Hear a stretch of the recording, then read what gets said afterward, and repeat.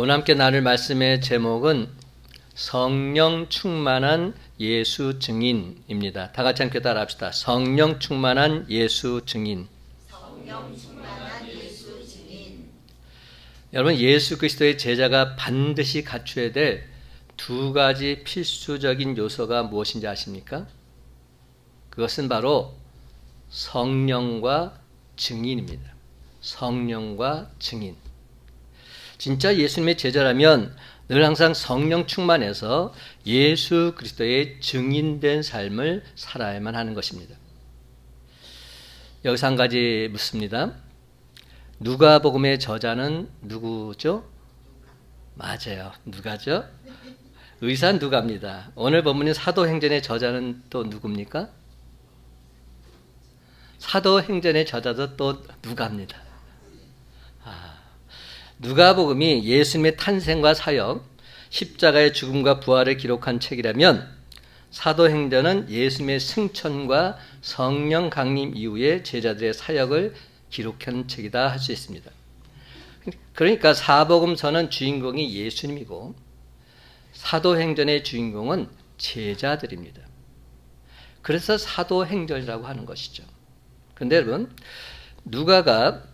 누가복음의 후속편으로 사도행전을 기록하면서 강조한 것이 있습니다. 그것이 무엇인지 아십니까? 바로 아버지의 약속을 기다리라는 겁니다. 아버지의 약속을 기다리라.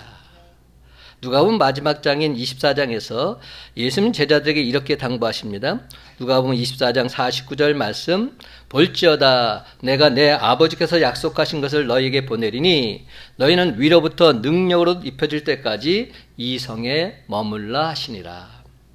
그리고 사도행전 1장 4절에서 이렇게 명령하십니다. 사도와 함께 모이사 그들에게 분부하여 이르시되 예루살렘을 떠나지 말고 내게서 들은 바 아버지께서 약속하신 것을 기다리라.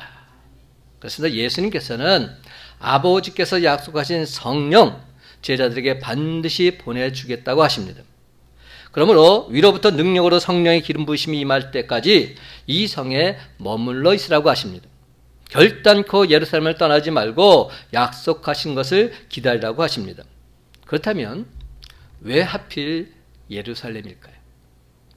예루살렘은 평화의 터전이란 뜻이 담겨져 있습니다. 평화의 터전, 살렘이 평화 아닙니까? 그것은 믿음의 조상 아브라함이 이삭을 하나님께 번제물로 드렸던 곳입니다. 솔로몬이 하나님의 성전을 건축해서 봉헌한 그 성전이 세워진 곳입니다. 또한 예수님께서 십자가의 순환을 당하시고 부활하신 곳입니다. 장차 모든 성도들의 영원한 처소가 될 새 예루살렘의 모형인 것이죠. 그래서 예루살렘은 그들에게 있어서 영적 스토리가 있는 장차 모든 성도들의 은혜의 자리요, 구원의 자리요, 축복의 자리인 것입니다. 바로 그 축복의 자리에서 아버지께서 약속하신 것을 기다리라고 하십니다. 그것이 무엇입니까? 요한복음 14장 16절, 내가 아버지께 구하겠으니 그가 또 다른 보혜사를 너희에게 주사 영원토록 너희와 함께 있게 하리라. 아버지 약속은 바로 보혜사 성령님을 우리에게 보내주시겠다는 겁니다. 그 이유는 간단합니다. 성령님은 시간과 공간을 초월하시는 4차원의 존재이십니다. 전 세계 어느 곳에 있는 교회나 하나님의 자녀들에게 동시에 나타날 수 있습니다. 늘 함께하사 저와 여러분을 가르쳐 주시고 진리의 길로 인도하십니다. 우리가 힘들고 어려울 때 힘이 되고 능력이 되어 주십니다. 또한 땅끝까지 이르러 복음의 증인이 되게 하시는 권세와 능력을 부어 주십니다. 마태복음 28장 20절을 보면 예수님께서 부활승천하시면서 제자들에게 이렇게 말씀하십니다. 볼지어다 내가 세상 끝날까지 너희와 항상 함께 있으리라. 예수님께서 세상 끝날까지 항상 함께 하시겠다고 하십니다. 도대체 예수님이 지금 부활승천하시는데 제자들을 떠나가는데 어떻게 제자들과 함께 하신다는 말일까요? 그 답은 의외로 간단합니다. 바로 성령님이 그 해답입니다. 예수님께서 승천하셔서 제자들 곁을 떠나시면서 또 다른 보혜사, 즉 성령님을 보내주시겠다 약속하신 겁니다. 그리고 실제로 예수님께서 부활승천하신 뒤에 성령이 오순절 다락방에 임하고 있습니다. 예수님께서 말씀하신 대로 제자들에게 놀라운 일들이 일어난 겁니다. 이 모든 것을 생생하게 체험한 베드로는 예수님 말씀하신 그대로 다 이루어졌다 증언하면서 한마디를 더하고 있습니다. 사도행전 2장 17절 말씀, 하나님이 말씀하시기를 말세 내가 내 영을 모든 육체에 부어주리니 너희의 자녀들은 예언할 것이요 너희 젊은이들은 환상을 보고 너희의 늙은이들은 꿈을 꾸리라. 여러분, 우리가 이렇게 성전에 함께 모여서 예배를 드리고 있지만 우리가 생각하고 기대하는 것이 서로 다를 수가 있습니다. 그뿐만이 아니라 하나님이 기대하시는 모습과 우리의 모습 또한 다를 수 있습니다. 바로 이게 문제입니다. 가장 좋은 예수 제자의 모습은 하나님이 원하시는 모습과 우리가 원하는 모습이 일치되는 삶을 사는 것입니다. 그런데 그렇게 되려면 저와 여러분은 도대체 어떤 삶을 살아가야 하겠습니까? 첫째, 주님 뜻과 내 뜻이 같아야 합니다. 주님 뜻과 내 뜻이 같아야 한다. 우리가 왜 가장 가까운 곳에 함께 있으면서도 다른 생각을 하고 다른 꿈을 꾸게 되는 것일까요? 그것은 서로의 기대와 목표가 다르기 때문은 아닐까요? 제 아무리 3년 동안 동고동락을 한다 할지라도 지향하는 목표가 서로 다르면 다른 생각을 할 수밖에 없습니다. 오늘 본문에 등장하는 예수님과 그를 따른 제자들의 모습이 그러했습니다. 예수님이 말씀하시는 뜻과 제자들이 기대하는 목표가 전혀 달랐던 겁니다. 먼저 6절 상반절을 보십시오. 그들이 모였을 때에, 여기서 그들은 사도를 포함한 120여 명의 성도들을 말합니다. 이미 4절에서 예수님은 사도와 함께 모인 사람들을 향해서 예루살렘을 떠나지 말고 약속하신 성령을 기다리라 말씀하셨습니다. 그래서 그들은 주님의 명령에 따라 함께 모여 있었던 겁니다. 그때 누군가가 예수님께 중요한 질문을 하나 던집니다. 6절 하반절, 주께서 이스라엘 나라를 회복하심이 이때니까. 이 질문에 대해서 예수님은 이렇게 대답하십니다. 7절과 8절 말씀 다 같이 함께 읽어볼까요? 7절과 8절 시작. 이르시되 때와 시기는 아버지께서 자기의 권한에 두셨으니 너희가 알 바가 아니요 오직 성령이 너희에게 임하시면 너희가 권능을 받고 예루살렘과 온 유대와 사마리아 땅끝까지 이르러 내 증인이 되리라 하시니라. 아멘. 우리가 8절 말씀 너무나 잘 알고 있는데 8절 말씀이 나오게 된 바탕이 무엇인지를 살펴볼 필요가 있는 겁니다. 제자들의 질문에 대한 답으로 주신 겁니다. 근데 제자들의 질문과 예수님의 대답은 한마디로 말해서 동문서답이라 말할 수 있어요. 도대체 질문과 답이 맞지 않나요?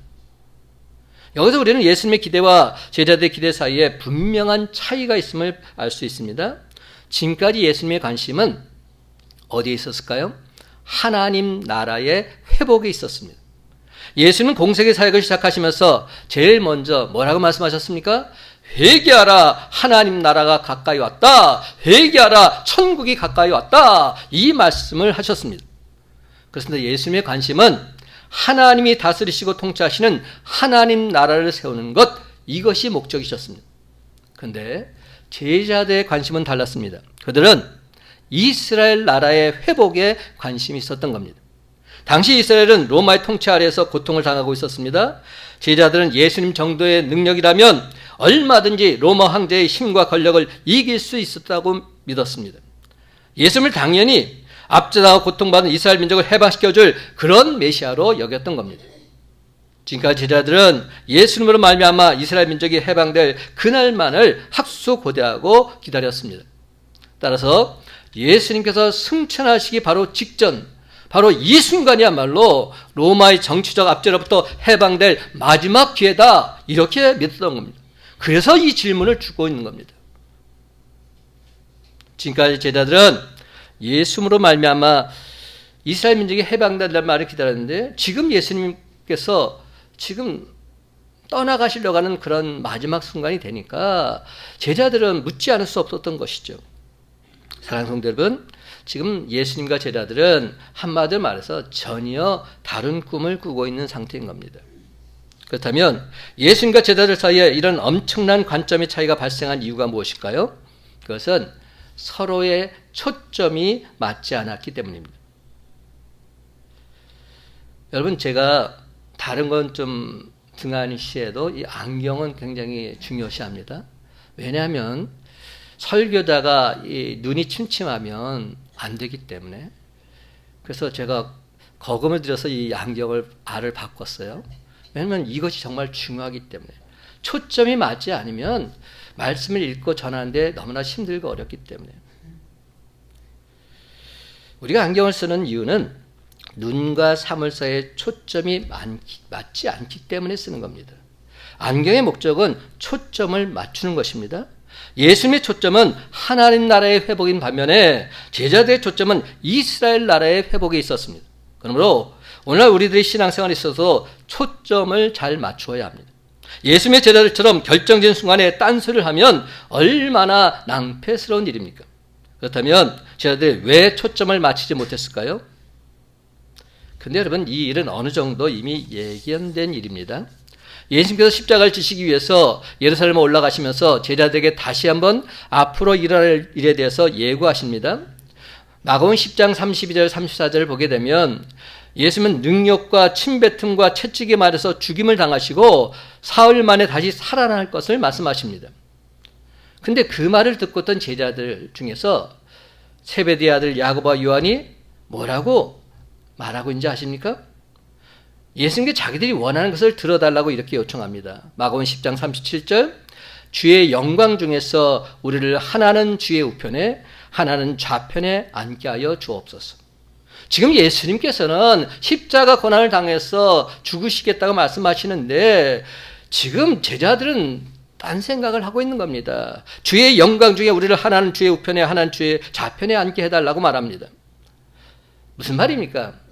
이제 예수님께서는 왕이 되실 텐데 왕이 되시면 우리들이 지난 3년 반 동안 가장 가까이서 주님을 모셨으니까 적어도 국무총리나 장관 자리 정도는 주셔야 되지 않겠습니까? 뭐 이런 말이 아니겠습니까? 한마디로 권력을 청탁하고 있는 겁니다. 인사청탁을 하는 것이죠. 그런데 예수님께서는 뭐라고 말씀하십니까? 너희가 구하는 것을 알지 못하는도다. 내가 마시는 잔을 너희가 마실 수 있으며 내가 받는 세례를 너희가 받을 수 있느냐? 참으로 아리송한 대답을 하십니다. 그런데도 무식하면 용감하다고 그들은 주님의 뜻도 모른 채 할 수 있습니다. 장담하고 있습니다. 예수님을 따른 제자들의 한심한 모습이 계속 이어지고 있습니다. 다른 10명의 제자들은 야고보와 요한이 권력을 청탁했다는 그런 소식을 듣고 화를 냅니다. 나머지 10명의 제자들도 여전히 예수님과 다른 꿈을 꾸고 있는 겁니다. 바로 그때 예수님께서 결정적인 말씀을 하십니다. 마가복음 10장 43절에서 45절 말씀, 너희 중에 누구든지 크고자 하는 자는 너희를 섬기는 자가 되고 너희 중에 누구든지 으뜸이 되고자 하는 자는 모든 사람의 종이 되어야 하리라. 인자가 온 것은 섬김을 받으려 함이 아니라 도리어 섬기려 하고 자기 목숨을 많은 사람의 대속물로 주려 함이니라. 여러분, 참으로 안타깝게도 제자들의 관심은 오로지 세상의 힘과 권세에 초점이 맞추어져 있었습니다. 그들은 지금 예수님을 이용해서 자신의 유익을 얻으려는 이기적인 생각으로 가득 차 있었던 것입니다. 예수님은 하나님 나라를 이루시기 위해서 생명까지 포기하시는 그런 결단을 하셨는데 여전히 제자들은 세상 욕망으로 가득 차 있었던 것입니다. 예수님께서는 부활 승천하시면서 성령을 보내주시겠다고 말씀하시는데 제자들은 그때까지도 이스라엘 나라의 회복을 통해서 한 자리 얻게 되기만을 오매불망 바라고 있었던 겁니다. 그런데 요지부동 한결같이 예수님의 생각과는 전혀 다른 생각을 품고 있었던 이 제자들의 모습이 바로 저와 여러분의 모습일 수 있다는 겁니다. 사랑하는 성도 여러분, 우리들은 예수님을 나의 구주로 믿고서 사랑하며 순종하고 살겠노라 말들 합니다. 그렇지만 여전히 자기 중심의 신앙생활, 나의 유익만을 추구하는 이기적인 모습을 보게 되는 겁니다. 한국 기독교 목회자협의회에서 한국인의 종교생활과 의식조사 보고서를 발표했던 적이 있습니다. 이 가운데 기독교인의 신앙생활 이유가 눈길을 끌었습니다. 왜 교회를 다니냐는 겁니다. 왜 예수 믿고 신앙생활을 하는 겁니다. 그 첫 번째 답이 뭔지 아십니까? 마음의 평안을 위해서. 교회에 오면 마음이 평안하기 때문에. 그것이 38.8%입니다. 두 번째는 구원과 영생을 위해서. 31.6%입니다. 그 다음은 건강, 재물, 성공 등 축복을 받기 위해서, 복 받기 위해서. 이게 18.5%입니다. 이걸 다 합쳐보니까 무려 90%가 됩니다. 약 90% 정도가 자기 중심적인 이유로 신앙생활을 하고 있음을 보여주고 있습니다. 물론 이런 것들이 결코 나쁜 것은 아닙니다. 인간의 욕구를 충족시키지 못하는 종교 존재할 수 없습니다. 그러나 분명한 것은 우리의 신앙이 나의 이기심을 채우는 수다로 전락하게 된다면 이는 참으로 심각한 문제라 말하지 않을 수 없습니다. 여러분, 신앙의 본질은 자기 만족에 머무르는 것이 아닙니다. 물론 마음의 평화를 얻고 구원을 받고 복을 받는 것 필요합니다. 그러나 우리는 이것을 뛰어넘어야 합니다. 우리에게 향하신 하나님의 뜻을 올바르게 분별해야 합니다. 예수님께서는 정치적 해방이나 인간의 욕망을 채우는 수단으로 나를 따라 말씀하지 않으셨습니다. 오직 하나님께서 통치하시고 다스리시는 하나님 나라의 확장이 우리 모두의 최종 목표가 되어야 할 줄로 믿습니다. 그래서 하나님 나라는 먹는 것, 마시는 것과 같은 현세적인 것에 국한되지 않습니다. 의와 평강과 희락이 넘치는 나라입니다. 하나님 나라를 소유한 자는 불의가 사라지고 하늘의 평화가 넘쳐나는 삶을 살게 되는 것입니다. 그러므로 오늘 시간 우리 신앙생활의 좌표를 다시금 명확하게 재점검해 볼 필요가 있습니다. 지금 나는 무슨 목표를 가지고 주님을 따르고 있는가? 나는 도대체 무엇 때문에 신앙생활하고 있는가? 사랑하는 성도 여러분, 예수님의 제자들처럼 우리가 여전히 예수님과 전혀 다른 생각과 꿈을 품고 있다면 지금 당장 우리 주님 앞에 내 모든 이기적인 모습을 내려놓고서 주님 뜻과 내 뜻이 하나로 일치되는 은혜가 온전히 맛보게 되시기를 주님의 이름으로 간절히 축원합니다. 주님 뜻과 내 뜻이 하나로 일치해야 한다. 두 번째는 성령의 권능을 받아야 합니다. 성령의 권세와 능력을 받아야 한다는 겁니다. 여러분, 우리가 서로 다른 꿈에서 벗어나려면 저와 여러분은 성령의 권세와 능력을 받아야 합니다. 제자들은 성령의 약속은 받았지만 아직 성령의 세례를 받지 못했습니다. 이것이 바로 그들이 서로 다른 꿈을 꾸게 된 중요한 이유입니다. 저는 공부할 때 다른 것들은 다 어느 정도 웬만큼 잘했는데 수학을 제일 못했어요. 수학 때문에 대학교 가는데 항상 이게 걸림돌이 됐습니다. 진짜 수학은 해도 안 되더라고요. 정말로 힘들고 어려운 부분 중에 하나입니다.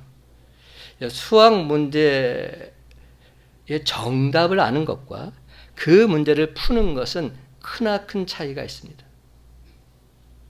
문제 뒤에 있는 답안지를 보고서 답을 아는 것은 실제로 아는 것이 아닙니다. 아는 척 하는 것이죠.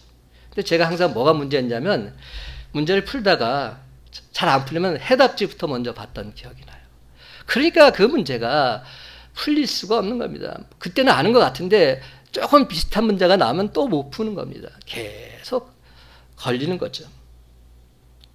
답을 아는 것은 실제로 아는 것이 아니라는 것이죠. 자기가 문제를 붙잡고서 실험을 해서 그 문제를 풀어내야 그 답을 아는 것입니다. 오늘 우리의 신앙생활도 마찬가지입니다. 성령의 약속을 받고 성령을 머리로 이해하는 것과 성령의 권세와 능력을 받는 것 별개인 겁니다. 성령의 권세와 능력을 내가 받아야 힘있게 살아갈 수 있습니다. 성령의 권세와 능력을 덧입지 못하면 우리도 언젠가 넘어질 수 있기 때문에 사도 바울은 우리들이 승리할 수 있는 길을 제시해주고 있습니다. 갈라디아서 5장 16절과 17절 말씀, 너희는 성령을 따라 행하라. 그리하면 육체의 욕심을 이루지 아니하리라. 육체의 소욕은 성령을 거스르고 성령은 육체를 거스리나니 이들이 서로 대적함으로 너희가 원하는 것을 하지 못하게 하려 함이니라. 사랑하는 성도 여러분, 육신의 생각과 성령의 생각은 서로 언제나 대적하고 있습니다. 육체의 생각을 따라가면 결국 육체로부터 썩어질 것을 거두게 되어 있습니다. 그러나 성령을 따라가면 영원한 생명을 거두게 될 줄 믿으시기 바랍니다. 그렇습니다. 성령을 따라 사는 길만이 육체의 욕심을 이기는 비결입니다. 다른 어떤 노력으로도 되지 않습니다. 오직 성령 충만함을 유지하는 이것만이 우리의 이기적인 욕심을 물리칠 수 있습니다. 결국 신앙생활의 승패는 성령 충만하냐, 그렇지 못하냐에 달려있는 것입니다. 그렇다면 우리는 항상 성령 충만을 구해야 합니다. 성령 충만의 비결은 간단합니다. 먼저 성령을 사모하면 됩니다. 하나님을 사모하는 자에게 하나님께서는 가장 좋은 것을 주신다고 분명히 말씀하십니다. 그렇습니다. 여러분, 성령을 간절히 사모하시기 바랍니다. 사도행전 1장 14절에 보면 초대교회 성도들이 함께 모여서 약속하신 성령을 받기 위해서 더불어 마음을 같이하여 오로지 기도에 힘썼다 말씀합니다. 성령의 역사는 혼자 기도할 때도 물론 임합니다. 하지만 공동체 전체가 한마음 한뜻으로 함께 기도할 때 반드시 역사합니다. 그런데 여러분, 우리가 성령 충만을 받기 위해서는 먼저 자기 자신을 정결하게 해야 할 필요가 있습니다. 회개하고 죄사함을 받아야 거룩한 영이신 성령이 충만하게 임합니다. 그렇습니다. 성령 충만을 사모해서 간구하면서 성결함으로 나아갈 때 불같은 성령, 바람 같은 성령의 역사는 반드시 저와 모두에게 나타나게 될 줄로 믿습니다. 사랑하는 성도 여러분, 우리가 성령 충만하지 않고 예수 믿는 것만큼 불행한 일은 없습니다. 여기 있는 이대성 목사가 성령 충만하지 않고 말씀을 전하는 것만큼 불행한 목사는 없는 것이죠. 왜냐하면 성령은 우리 삶에 있어서 권세와 능력을 가져다 주기 때문에 8절 말씀, 오직 성령이 너에게 하시면 너희가 권능을 받고, 권능이란 말은 헬라어로 디나미스입니다. 여기서 영어에 다이나마이트가 나왔다는 말 제가 여러 번 드렸습니다. 다이나마이트는 작지만 불이 붙으면 엄청난 파괴력이 있습니다. 성령의 권세와 능력은 눈에 보이지는 않지만 다이나마이트가 터지는 것 같은 놀라운 힘이 있습니다. 그런데 이는 인간의 능력이 아닌 하나님의 능력, 하늘의 능력, 영적인 능력인 줄 믿으시기 바랍니다. 스가랴서 4장 6절은 말씀합니다. 만군의 여호와께서 말씀하시되 이는 힘으로 되지 아니하며 능력으로 되지 아니하고 오직 나의 영으로 되느니라. 또한 여러분, 성령은 죄를 물리치고 이기는 능력이 있습니다. 어둠을 물리치고 빛 가운데로 걸어가게 합니다. 병든 자를 치유하고 회복하는 능력이 있습니다. 그리고 가장 중요한 또 한 가지, 예수 그리스도의 복음을 증거하는 능력이 있습니다. 이러한 성령의 능력을 받고 사역하면 사람들이 변화됩니다. 인간의 능력으로는 바위처럼 꿈쩍도 하지 않던 사람들이 움직입니다. 결단합니다. 엘리야의 제단에 임했던 성령의 불이 임하게 되면 우상의 세력은 떠나가게 되어 있습니다. 숫자가 중요한 게 아닙니다. 아무리 850대 1 싸움이라 할지라도 성령이 임하시면 우상의 세력은 파괴될 수밖에 없습니다. 그렇습니다. 성령의 권세한 능력이 임하면 가슴이 뜨거워집니다. 자신의 모든 것을 내려놓고 오직 예수 그리스도의 복음을 위해서 헌신하게 되는 것입니다. 그렇습니다. 여러분, 이처럼 우리에게 성령의 권능이 임해야 땅끝까지 예수 복음의 증인이 될 수 있습니다. 성령 받지 않고 사역하게 되면 지치는 건 시간 문제입니다.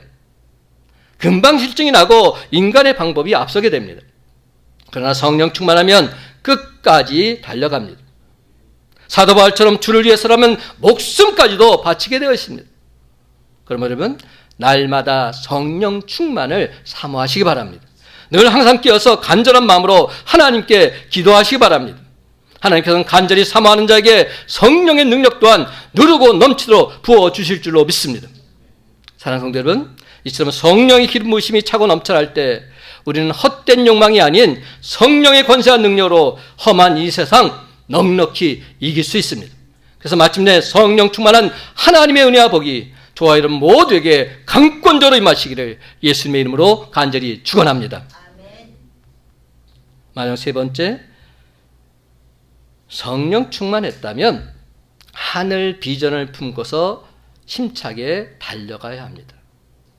성령 충만한 상태에서 그냥 있어서는 안 된다는 거죠. 하늘 비전을 품고서 세상으로 나아가야 합니다. 여러분, 성령의 사람은 하늘 비전을 품은 사람입니다. 하나님의 뜻을 품은 사람입니다. 성령이 임하면 더 이상 땅을 보며 살지 않습니다. 저들이 여전히 딴 생각을 품고 있는 까닭은 아직도 하늘 비전을 깨닫지 못했기 때문입니다. 예수님께서 성령의 능력을 받고 땅끝까지 이르러 내 증인이 될 것이다 말씀하셨건만 아직까지도 제자들은 그 의미를 온전히 깨닫지 못하고 있는 겁니다. 여러분 지금 어떤 순간입니까? 예수님께서 말씀을 마치시고 하늘로 승천하시는 순간입니다. 예수님의 승천은 땅의 시간에 머물던 주님께서 하나님 나라의 영적인 시간 속으로 들어가는 순간입니다. 그런데도 정신 차리지 못하고 다른 꿈에 사로잡힌 제자들은 여전히 예수님의 승천 앞에서 어쩔 줄 몰라 합니다. 그때 흰옷 입은 두 사람이 그들 곁에 서서 이렇게 말합니다. 11절 말씀 다 같이 한 목소리 있습니다. 11절 시작. 이르되 갈릴리 사람들아 어찌하여 서서 하늘을 쳐다보느냐. 너희 가운데서 하늘로 올려주신 이 예수는 하늘로 가심을 본 그대로 오시리라 하였느니라. 아멘. 다시금 재림하실 것을 분명히 말씀하시는 장면입니다. 예수님을 따르던 대부분의 사람들은 멸시와 천대를 받던 갈릴리 출신들이었습니다. 그러나 주님께서는 무식하고 천대받던 그 사람들 제자로 부르고 계십니다. 그리고 그들에게 마지막 위임 명령을 내리시면서 하나님 나라를 이루라고 하십니다. 저는 이 장면을 보면서 이런 생각이 들어요. 아직도 땅끝이 어딘지도 잘 모르는 그런 제자들에게 지금 말씀하고 있는 겁니다. 도대체 똥인지 된장인지 모르는 이 제자들에게 이렇게 말씀하고 있는 겁니다. 그런데 여러분, 그들을 갈릴리 사람들이라 이렇게 부르신 이유는 무엇일까요? 하나님 나라는 바로 낮은 곳에 있는 자들, 버림받고 천대받는 자들, 겸손하고 자기를 낮추는 자들을 통해서만 이루어질 수 있다는 사실을 말씀하고 계신 겁니다. 제자들은 아직 성령을 받지 못했기에 인간적인 아쉬움과 두려움에 사로잡힌 채 멍하니 하늘을 쳐다보면서 망연자실한 상태로 있었습니다. 바로 그때 천사들이 어찌하여 하늘을 쳐다보느냐 책망하고 있습니다. 이제부터 예수님의 제자답게 똑바로 살라는 겁니다. 그것이 무엇입니까? 사도행전 1장 8절. 바로 이 약속의 말씀을 믿고서 간절히 기도하면서 성령을 기다리라고 하십니다. 오직 성령이 너희에게 마시면 너희가 권능을 받고 예루살렘과 온 유대와 사마리아 땅끝까지 이르러 내 증인이 되리라.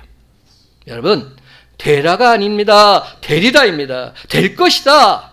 반드시 될 거라는 겁니다. 성령이 임하시면 권세와 능력을 받게 되고 땅끝까지 이르러 예수 그리스도의 증인이 된다는 겁니다. 그래서 성령님이 권세와 능력을 받고 나면 우리의 삶이 180도 달라지게 되어 있습니다. 그렇습니다, 여러분. 성령으로 거듭나고 나면 우리도 애벌레가 나비가 된 것처럼 성령의 권세와 능력 온전히 덧입게 될 줄로 믿습니다. 그래서 우리 힘으로는 결단코 넘어설 수 없었던 인생의 장애물들 쉽사리 넉넉히 넘을 수 있게 될 줄로 믿습니다. 예수님의 찐 제자답게 우리는 오직 성령의 권세와 능력으로 온갖 유혹들, 시험들, 고난들을 거뜬히 넘어설 수 있게 될 줄로 믿습니다. 그뿐만이 아닙니다. 오히려 그것들을 감상하면서 승리를 만끽하며 노래하게 될 줄로 믿습니다. 고난이 아닌 겁니다. 핍박이 아닌 겁니다. 고난 중에 핍박 중에 하나님의 행하심을 목도하면서 오히려 하나님께 영광과 찬송을 돌리게 된다는 것이죠. 그런데 여러분, 우리는 하나님의 은혜를 받으면 언제나 거기에 머무르고 싶어 합니다. 변화산에서 영광이 주님을 본 베드로가 뭐라고 말했죠? 여기가 좋사오니, 그러면서 거기에 초막을 짓고 싶어 했습니다. 그냥 여기서 살겠다는 겁니다. 교회가 은혜가 충만하고 평안하고 가족 같은 분위기가 되면 그 상태로 머물러 있고 싶어 합니다. 현실에 아주 아픈 그러한 태도를 취하게 되는 겁니다. 그렇지만 교회 공동체는 현실에 머무르는 것이 아니라 계속 하늘 비전을 품고 달려가야 합니다. 성령이 주시는 환상과 꿈을 꾸면서 계속 세상을 향해 나아가야 합니다. 하나님께서 우리를 부르시고 좋은 환경에서 신앙생활을 하게 하신 분명한 이유가 있습니다. 그것은 바로 우리를 땅끝으로 보내시기 위함인 줄 믿으시기 바랍니다. 우리가 가야 할 땅끝이 어디입니까? 불신 영혼들이 있는 곳입니다. 바로 그것이 우리의 가정일 수도 있고 우리의 일터일 수도 있습니다. 우리의 삶의 현장일 수도 있습니다. 아직도 복음을 들어보지 못한 미전도 종족일 수도 있습니다. 사랑하는 성도 여러분, 여러분이 지금 가슴에 품고 있는 꿈은 무엇입니까? 오늘 시간 영권 구원이라는 거룩한 비전을 다시 한번 가슴에 온전히 새길 수 있게 되시기를 바랍니다. 그러기 위해서 우선 먼저 주님의 뜻 올바르게 분별하십시다. 내 안에 성령 충만함으로 온전하게 채우십시다. 그리고는 하늘 비전을 품고서 힘차게 세상으로 달려나가십니다. 그리하면 저와 여러분을 통해서 반드시 땅 끝까지 이르러 하나님 나라가 확장되는 역사가 일어나게 될 줄로 믿습니다. 이제 말씀했습니다. 사랑하는 성도 여러분, 이제로는 늘 항상 성령 충만해서 거룩한 비전을 품고서 예수 증인의 삶을 살아갈 때 아버지의 뜻이 땅에서도 이루어지는 기쁨과 감격을 맛보면서 이는 하나님께서 하셨노라 모든 영광 모든 찬송을 하나님께 돌리는 저와 여러분의 복된 삶이 다 되시기를 예수님의 이름으로 간절히 축원합니다.